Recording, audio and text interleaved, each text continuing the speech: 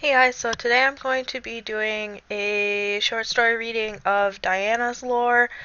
She is associated with Mount Targon, and I've been going through those champions, and then we have our last one after that, which is uh, Pantheon. Um, so let's go ahead and get started. So this is Diana, the Scorn of the Moon. I am the light coursing in the soul of the moon. Bearing her crescent moon blade, Diana fights as a warrior of the Lunari, a faith all but quashed in the lands around Mount Targon. Clad in shimmering armor the color of winter snow at night, she is a living embodiment of the silver moon's power. Imbued with the essence of the aspect from beyond Targon's towering summit, Diana is no longer wholly human, as she struggles to divide her power and purpose in this world. Diana was born as her mother and father sheltered away from a storm on the unforgiving slopes of Mount Targon. They had traveled from a distant land, drawn by dreams of a mountain that they had never seen and the promise of revelation. Exhaustion and the blinding windstorms overwhelmed them on the eastern slopes of the mountain, and there beneath the cold, pitiless night, Diana came into the world as her mother breathed her last. Hunters from the nearby Solari tribe found her the next day as the storm abated and the sun reached its zenith. Wrapped in a bear skin and cradled in the arms of her dead father, they brought her to the temple where the fondling child was presented to the sun and named Diana. The girl with her sable hair was raised as one of the Solari, a faith that dominated the lands around Mount Targon. Diana became an initiate and was raised to venerate the sun in all of its aspects. She learned the legends of the sun and trained every day with the Raharak, the warrior Templars of the Solari.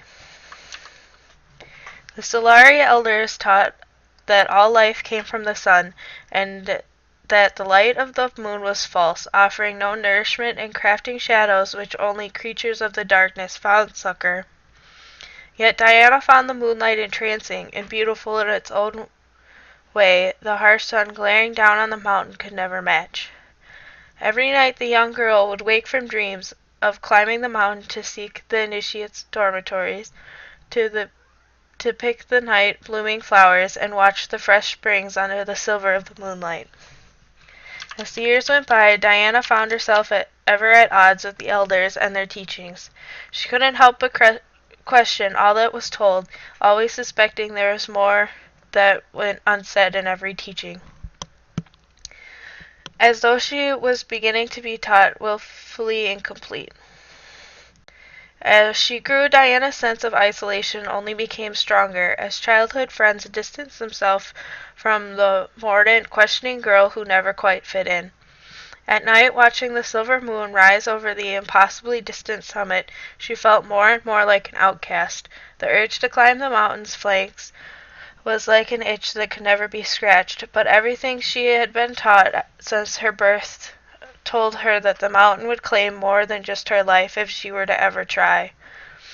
Only the most worthy and heroic dared to make the ascent. With each passing day, Diana felt more alone and more certain that some aspect of her life would remain unfulfilled. Her first clue as to that might be came when she was sleeping in the temple library as punishment for arguing with one of the elders. A glint of light behind a sagging bookcase drew Diana's eyes. Under investigation, she discovered the partially burned pages of an ancient manuscript. Diana took the pages and read them beneath the full light that very night, and what she read unlocked a door into her soul. Diana learned of an all but extinct group known as the Lunari, whose faith saw the moon as the source of its life and balance.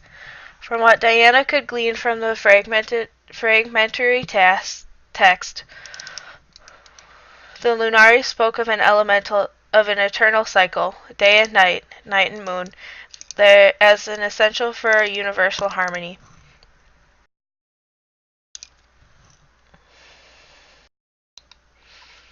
This was a revelation to the girl with the sable hair, and as she looked beyond the moonlit temple walls, she saw an elderly woman wrapped in a bearskin cloak trudging far up the path that eventually led to the mountain summit. The woman's steps were faltering as she leaned on a carved staff of willow to remain upright. She saw Diana and called for her help, saying that she had to reach the top of the mountain before morning, an ambition that Diana knew was utterly impossible. Diana's desire to help the woman and climb the mountain warred with everything the Solaris taught. The mountain was only for the worthy, and Diana had never felt worthy of anything. Again the woman asked for her help, and this time Diana did not hesitate. She scrambled over the walls and took the woman's arm, leading her up the mountain, amazed that someone so aged had made it this far. They climbed for hours, above the clouds and into the chill air, where the moon and the stars glittered like diamonds. Despite her age, the woman kept climbing, urging Diana onward as she stumbled or when the air grew thin and cold. As the night wore on, Diana lost track of time as the stars wheeled overhead and all but the mountain faded from view. Together, Diana and the woman climbed ever upwards, and each time her steps faltered, she drew strength from the pale glow of the moon. Eventually, Diana fell to her knees, exhaustion and weary beyond her imagining. Her entire body strained from the limits of exhaustion. When Diana looked up, it was to see that somehow they had reached the mountain top, a feat that should not have been possible in a single night. The summit was wreathed in cascades of spectral illusion, veils of brilliant light, spirals of vivid color, and the glimmering ghost of a vast city of silver and gold hovering in the air. She searched for her companion, but the woman was nowhere to be seen. Only the bearskin cloak mantling Diana's shoulders suggested that she existed at all. Looking into the night, Diana saw the promise of the emptiness within her being filled, the acceptance and the chance to be part of something greater than she could ever imagine. This was what Diana sought all of her life without truly knowing it. A fresh vitality flowed through her limbs as she rose to her feet.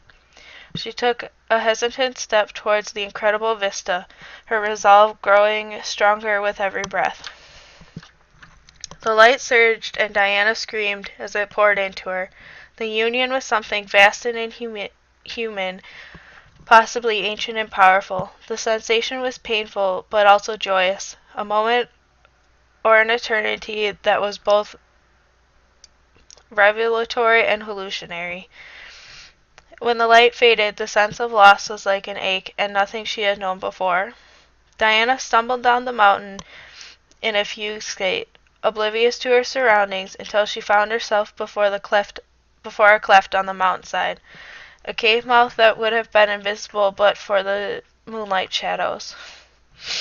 Cold and needing shelter for the night, Diana sought refuge in this cave. Inside, the narrow cleft widened into a crumbling ruin of what might have once been a temple or a vast audience chamber.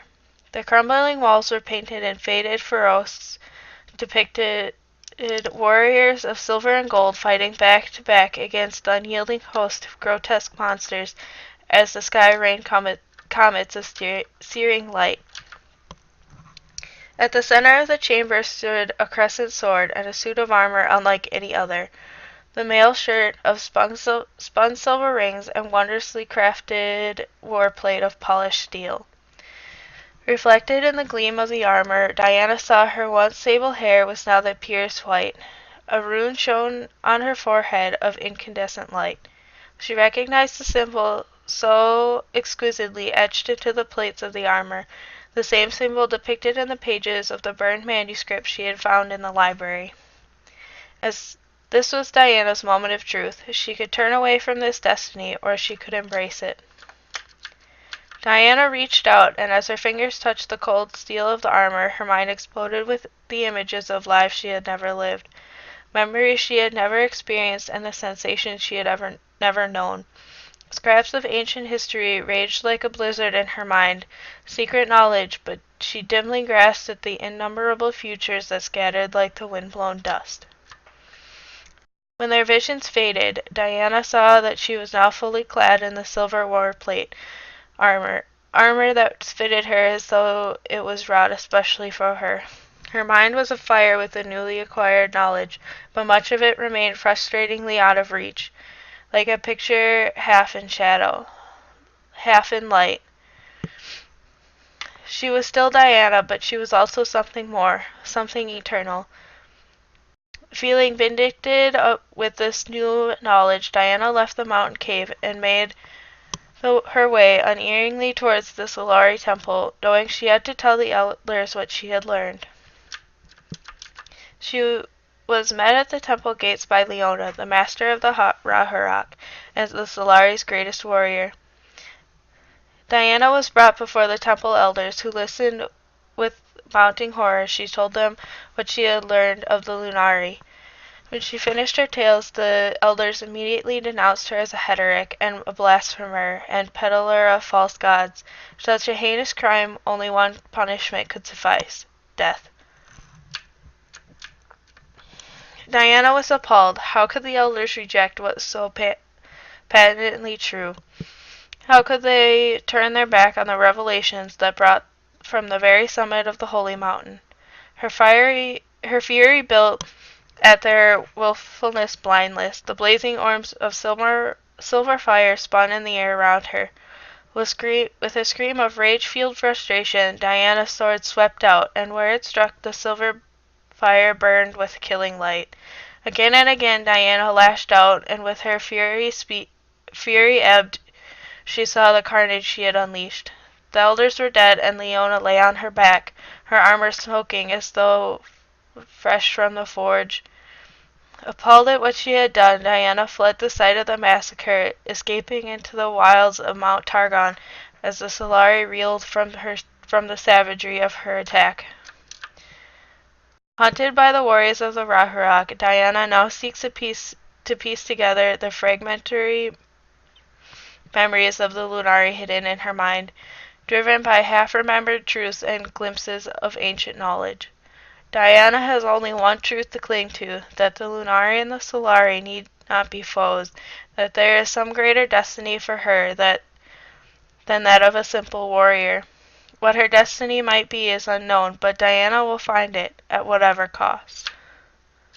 Night's work. The night had always been Diana's favorite, even as a child. It had been that way since she was old enough to scramble over the walls of the Solari temple and watch the moon traverse the vault of stars. She looked up through the dense forest canopy, her violet eyes scanning the silver moon, but only seeing it as a diffuse glow through the thick clouds and dark branches. As the trees pressed in, black and moss-covered, their branches like crooked limbs reaching for the sky, she could no longer see the path, her route forward obscured by the rank weeds and grasping briars.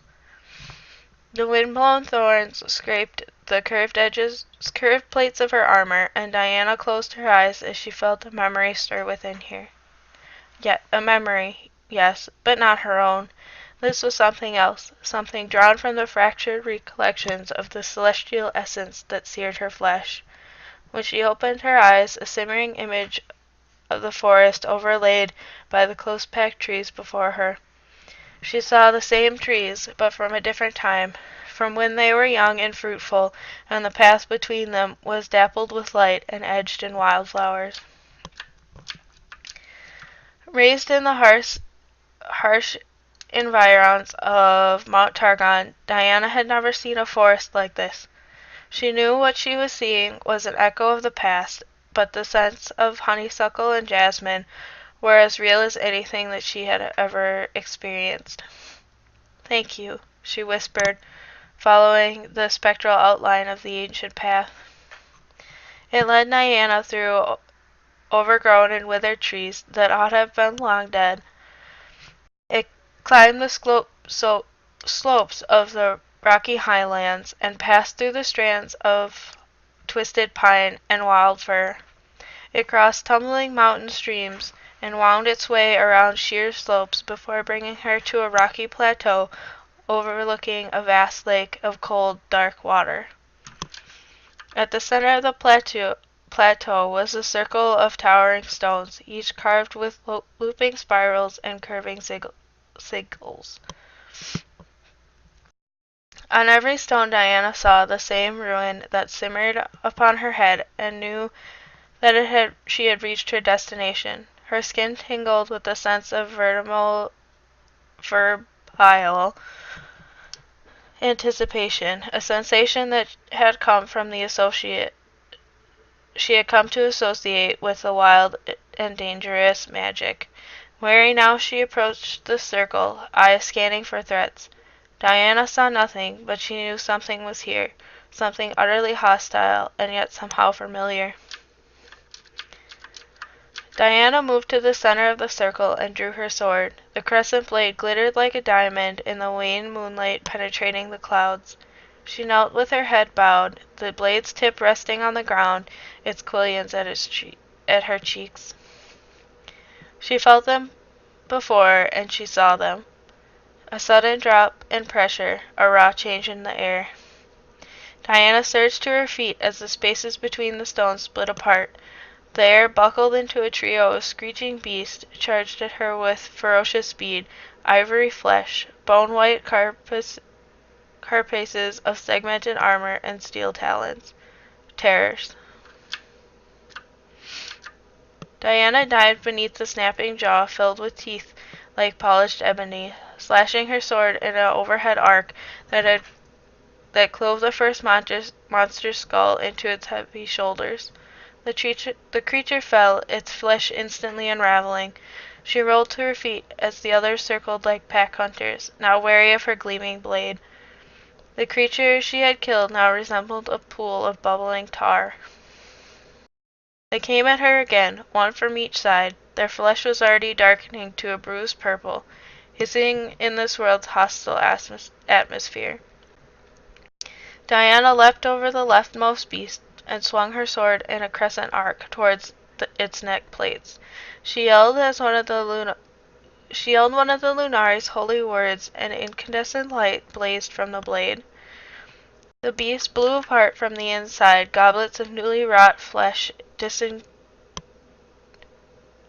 disintegrating before the moonlight's power.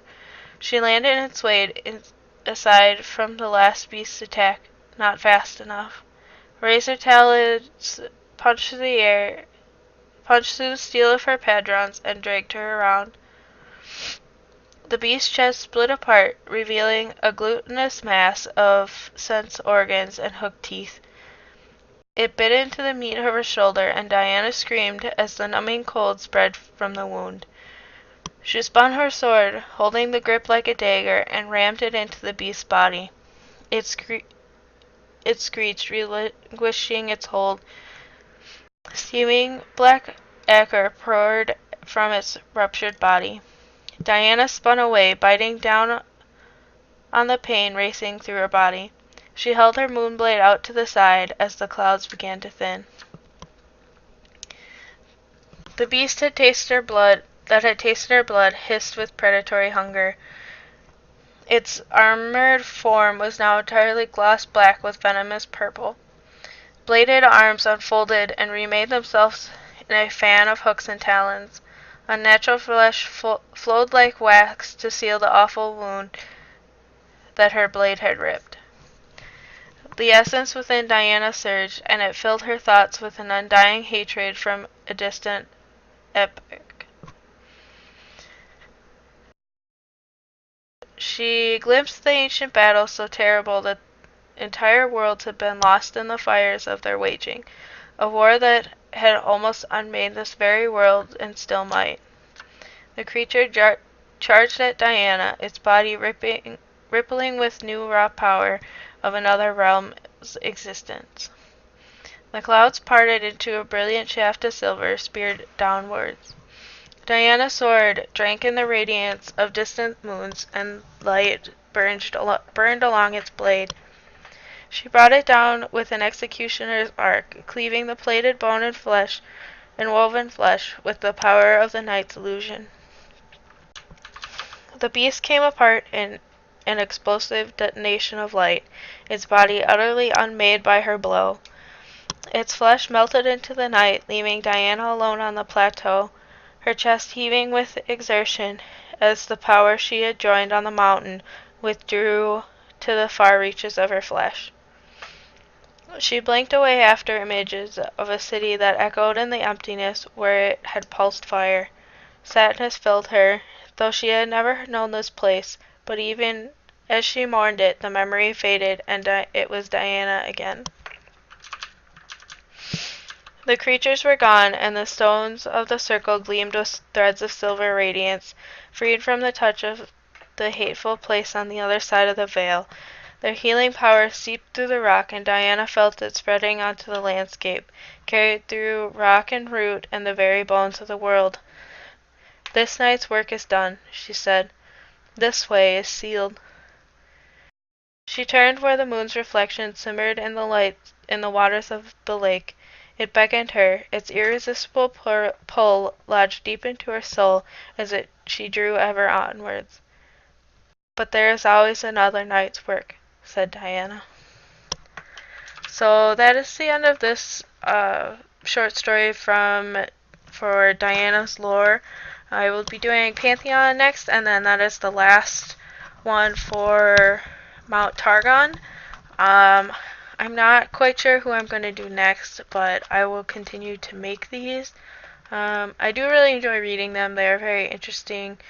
But I don't think that a lot of the champions have ones that are as long and elaborate as the ones for Mount Targon. Maybe some of the newest champions, but for the most part, other people's are fairly short. So those will be shorter videos when I get to them. And probably not as interesting or in-depth as these.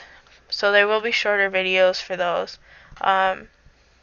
But I hope you guys all enjoyed this reading, and if you have any suggestions for who you want to see done, you can leave it in the comments or you can send me a message. Either works.